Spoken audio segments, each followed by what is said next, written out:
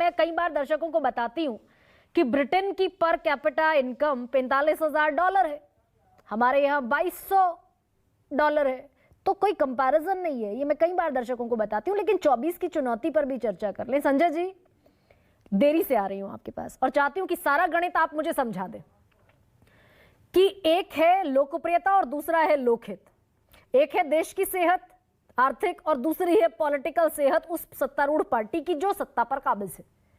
जनता तक क्या पहुंचता है? यह आर्थिक समझ है, देश को समझती है जनता कि भाई गड़बड़ी है देश के बजट में, या जो मिलता है उसको उसकी जेब में वो वहीं पर सेट हो जाता है कि वोट कहां जाएगा? गरिमा जी, आपने कहा जनता समझती है। अब सवाल यह है कि जनता कौन है? क्या ये जनता वो जनता है जो अभी आपके टीवी डिबेट में बैठे हैं?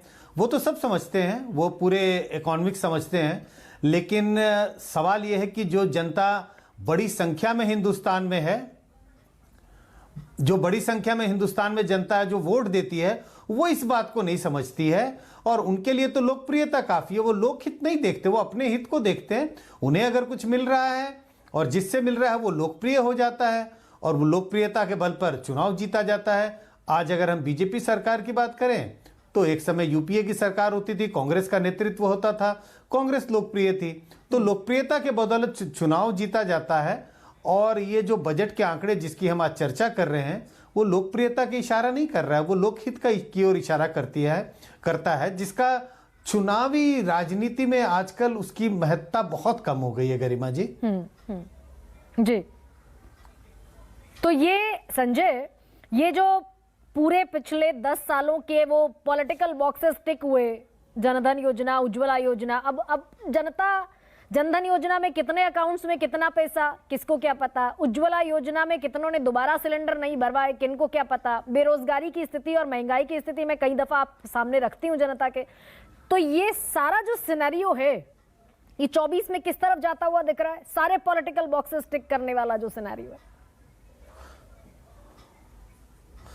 देखिए, आपने इन पॉलिटिकल बॉक्सेस का जिक्र किया और यह भी कहा कि जनता को क्या पता, लेकिन इससे एक नैरेटिव बनता है। जब आप कहते हैं इतने लाख लोगों को जनधन योजना के तहत बैंक अकाउंट खुल गए, उज्ज्वला योजना के तहत इतने महिलाओं को इसका फायदा हुआ, इतने परिवारों को फायदा हुआ, इससे एक ऐसा परसेप्शन क्रिएट होता है कि भाई ये सरकार कितना काम कर रही है, 10 साल से ये सारी उपलब्धियां हैं।